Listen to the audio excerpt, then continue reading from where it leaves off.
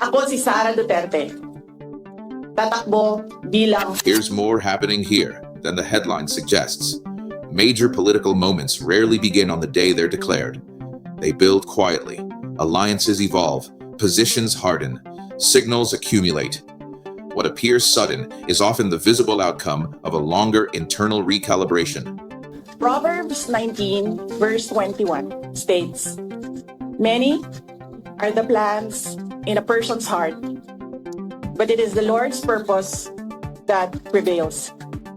It took me 47 years to understand that my life was never meant to be only mine. For a long time, I questioned the weight of responsibility to my family, to my country, to everyone who called on me.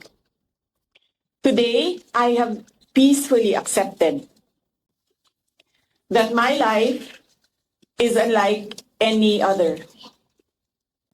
Sa unang mga buwan ng aming mga termino, nakita ko na ang kawalan ng katapatan ni Bongbong Marcos Jr. sa mga pangakong binitawan noong kampanya, pati na sa kanyang sinumpaang tungkulin para sa bayan.